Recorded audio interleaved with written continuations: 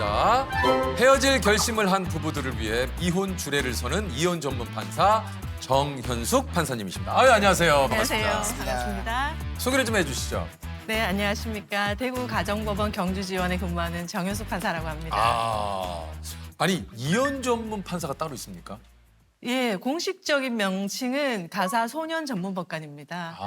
네, 법원에서 선발이 되어서 가정법원에서 장기간 근무하면서 이혼 사건, 소년 사건, 가정폭력, 아동폭력, 상속 재산 분할, 가정에서 일어나는 모든 일을 담당하고 있다고 보시면 됩니다. 가정에서 일어나는 모든 네네. 일을 하시는데 여기에 이제 이혼이 들어가 있는 거군요. 그렇습니다. 근데 주로는 이제 이혼 사건이 주를 이루죠. 그러니까 이제 이게 예전 드라마긴 합니다만 사랑과 전쟁에 이제 신구 선생님께서 네. 사주에 뵙겠습니다. 이게 이제 지금 판사님이 그렇습니다. 이혼 조정 절차에서 저희가 사주에 뵙겠습니다 이렇게 하는데 그게 사주라는 게 특별한 의미가 있는 건 아니고 저희 재판이 이제 사주 단위로 돌아가고 있기 때문에 그 다음 기일이 사주후다. 사주후다.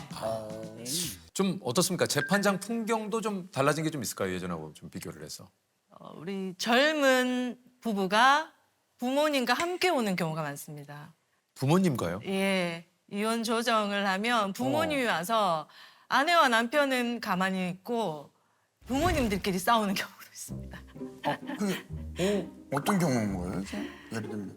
이제 워낙 귀하게 자녀들을 키웠다 보니까 내 자녀가 이런 취급을 받고 살게 둘 수 없다. 라고 하면서 이제 딸을 둔 이제 부모라면은 사회를 막 이렇게 사회 잘못된 점을 조정실에서 얘기를 하시고. 이야기를 하고 그러면 이제 아들 측에서는 또 며느리의 잘못된 점을 이야기하고요. 거기서 또 싸우시죠.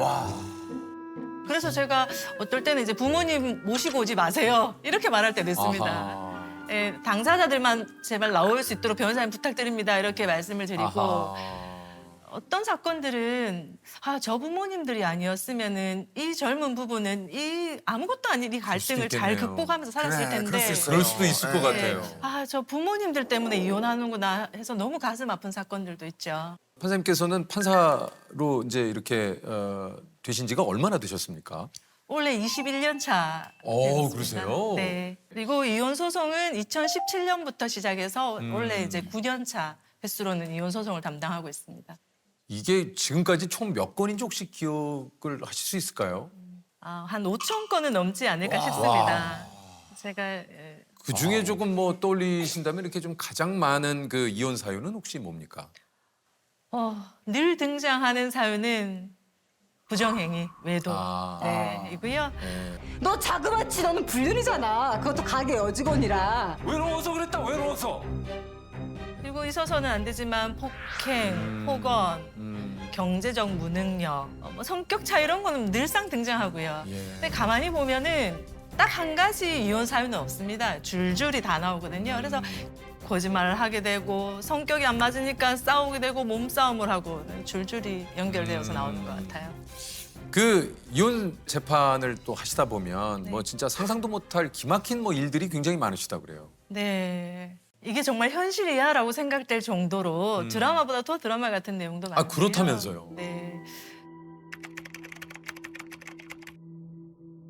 그런데 이 아내가 약간 남성 편력이 있긴 했어요. 남편한테 들킬 때마다 미안하다 사과를 하고 그래서 남편이 사실은 결혼할 때 조금 고민을 했습니다. 고민을 하다가 아내가 내가 결혼하면 정말 당신만 바라보고 살겠다 이렇게 표현을 해서 너무 사랑했기 때문에 결혼을 했죠. 실제로 아내가 되게 잘했습니다. 집에도 잘하고 시댁에도 너무 잘했어요.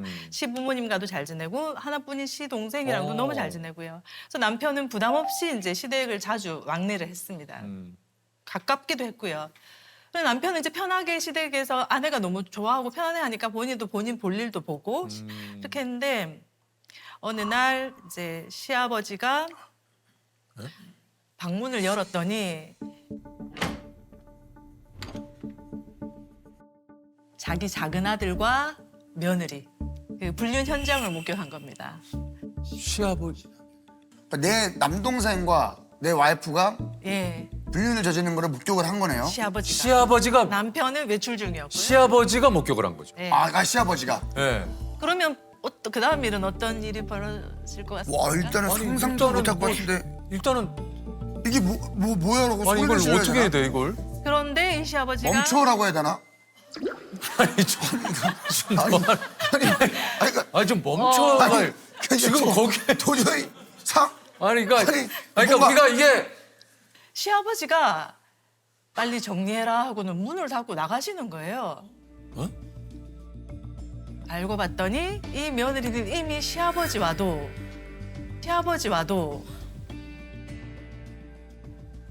에이 진짜요 판사님? 네 그런 관계가 있었고, 그러니까 시아버지가 거기서 자기가 멈춰 뭐 어떻게 좀 할 수가 없는 거예요. 자기의 원죄가 있기 때문에. 아니 그 상식적으로 예, 내 상식적이지 형수고 않죠. 네. 내 며느리인데 네네 상식적이지 않죠. 그럼에도 불구하고 어느 날 이제 또 다시 시동생과 그런 생각을 벌이다가 남편에게 적발이 되었어요. 네, 남편이 이제 그거 남편한테 적발이 되고는 발각이 되고는 아내가 그대로 가출을 해버렸죠. 아이들도 버리고. 그래서 남편이 이제 이혼 소송을 제기했고.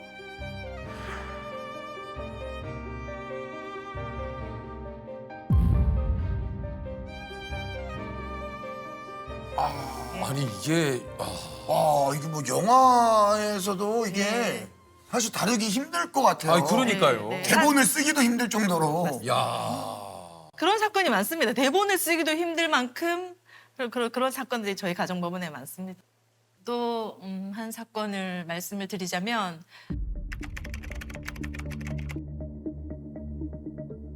아내가 소장을 제기해서 소를 제기해서 제가 봤더니 남편은 너무 의처증이 심하고 그래서 나랑 친한 남사친을 불륜남으로 오해해서 소송을 내서 나는 이렇게 의처증이 심한 남편이랑 살 수가 없다 이런 소장을 접수를 했더라고요. 그래서 아유 이렇게 나쁜 남편이 다 있나 이렇게 생각을 하고 이제 남편이 낸 답변서를 열어봤더니 그 이제 남사친은 아내의 첫사랑이었어요.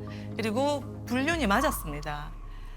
이 남사친은 아내를 교묘하게 가스라이팅을 해서 아내로부터 돈을 받아서 썼어요. 네.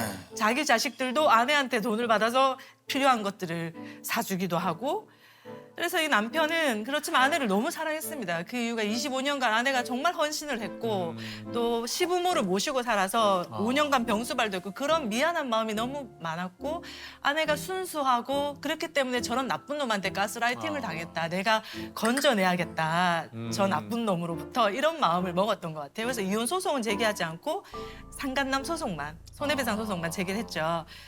그런데 이 상간남이 처음엔 잘못했다고 했다가 며칠 뒤에 문자를 하나 보냈는데 남편에게요. 당신은 이 게임에서 완전히 졌소. 내가 죽으면 당신은 당신의 아내에게 살인자란 각인을 씌워줄 테고 그래도 당신 아내가 당신이랑 살까? 내가 이겼고 당신이 졌소. 이러면서 자살해버렸습니다. 근데 남편은 그 문자 내용만 보여줬어도 아내가 금방 이렇게 마음을 돌이킬 수 있지 않았을까 했는데 아내가 또 너무 큰 상처를 받을 거라 받을까 봐. 생각하고 이야기를 하지 않고 그냥 이혼 소송에 나와서 아닙니다. 나쁜 사람이 이 말만 썼습니다. 그래서 부부 상담을 보냈죠. 그런 사건의 경우에는 좀 회복의 가능성이 있지 않을까. 근데 그 부부 상담을 조금 오랜 기간 텀을 두면서 남편이 그런 문자를 받고도 본인한테 말하지 않았다는 것을 그때서야 알게 되고 그래서 남편이 정말로 자기를 사랑한다는 것을 인지하고 회복이 되었죠. 남편의 순애보가 그 가정을 회복시킨 거죠. 그런 거네요. 그런 거예요. 아 절대 이런 배우자 만나면 안 된다 하는 게 좀 있습니까? 예, 이혼 소장에서 늘 등장하는 레파토리가 있는데요. 혼인 전부터 폭행이 있었습니다. 혼인 전에도 다른 남자를 다른 여자를 만났습니다. 그런데 결혼하면 달라질 거라고 생각을 하고 결혼을 했습니다라는 소장 내용이 늘 나옵니다. 그때 그랬다는 것은 결혼하고 난 이후에 바뀔 가능성은 1%도 없습니다. 우리가 연애할 때 가장 좋은 모습을 보여주고 싶어하고 최선을 다하지 않습니까? 그렇죠. 그렇죠. 결혼하고 나면은 왜 노력을 해? 보통은 이렇게 되니까요. 그래서 연애할 때 그런 기미가 보인다. 폭행이나 폭언이나 더 나아질 가능성은 없습니다. 그래서 정리를 하셔야죠. 네. 예. 그럼에도 불구하고 이혼을 결심했다면 하지 말아야 할 행동이 또 있다고 그래요. 이혼을 준비할 때는 이제 혹시 변호사가 어떻습니까, 변호사님? 여러 가지가 있겠지만 제일 크게 생각하면 그 감정을 주체를 하지 못하고 굉장히 감정적으로 대응을 하는 경우가 있습니다. 네, 감정적으로 대응하지 말아라. 맞습니다. 이게 소송으로 비화된 것은 대부분 다 자료로 어필을 해야 되는 부분이기 때문에 게임이나 이런 걸로 해서 내가 이겨야 된다라고 해서 여기에 상대방을 흠집내고 그게 감정적으로 이렇게 대응을 하다 보니 자료가 제대로 준비가 안 되는 경우가 있습니다. 그리고 또 집을 나가지 말아라. 이건 뭡니까? 예, 사실은 이거는 그 대부분 이혼 사건에서 큰 쟁점 중에 하나가 서로 애를 키우겠다고 하는 부분이거든요. 심지어 이제 정당하게 애를 키울 수 있는 쪽인데도 불구하고 상대방하고 같이 있는 것이 힘들어서 이제 나가는 경우가 있거든요. 그러면 양육권 문제는 예, 멀어지는 경우가 많습니다. 애들하고 유대 관계가 이제 일방 배우자가 없으니까 이제 굉장히 깊어지는 거죠. 이게 마지막은 이해가 잘 안 가는데 재산을 불리지 마라? 예, 그거는 아마 재산 분할 때문에 그런 것 같습니다. 그래서 사실은 뭐 정확하게 얘기하면 나가고 난 이유는 이미 파탄이기 때문에 파탄 이후에 형성된 재산에 대해서는 사실은 재산 분할은 되지는 않거든요. 그런데 파탄인지가 애매한 시점, 뭐 약간 뭐 냉각기나 이럴 때에 이제 형성된 재산은 재산 분할의 대상으로 될 수도 있기 때문에 아마 그런 것 같습니다. 그래서 이제 이런 얘기를 좀. 참. 어떻게 보면 이제 두 사람의 인생의 갈림길이 또 정해지는 건데 우리 판사님께서 판결을 내리면서 가슴 아팠던 일이 좀 있으셨다고 그래요. 네, 이 부부가 결혼해서 아이를 낳았습니다. 아이가 중증 장애를 가지고 태어났어요. 그럼에도 불구하고 이 엄마 아빠가 아이를 너무 사랑으로 잘 키웠고 둘째, 셋째 아들을 낳아서 그 집도 이제 아들 3명이 되었죠. 그런데 이 엄마가 40대 초반에 뇌출혈로 쓰러지게 됐습니다. 그래서 엄마가 이제 요양병원에 갔고 이 엄마가 쓰러지는 바람에 이 첫째 아이를 돌볼 수가 없게 되면서 아이도 이제 기간에 시설에 또 맡겨지게 됐고요.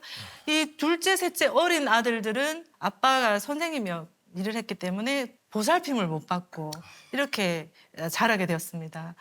이 중증 환자가 2명 있다 보니 의료비가 너무 많이 들어서 살고 있던 아파트도 팔고 월세로 전전하면서 치료비를 댔지만 치료비가 너무 기하급수적으로 늘어나서 이 아빠가 이제 텔레비전에 이렇게 도와주세요 뭐 이런 프로그램에 나갔습니다. 그 방송에서 어떤 장면이 나왔냐 하면 이 아빠가 이 어린 두 아들을 영상을 찍어서 엄마가 있는 병원에 가서 엄마한테 보여줬어요.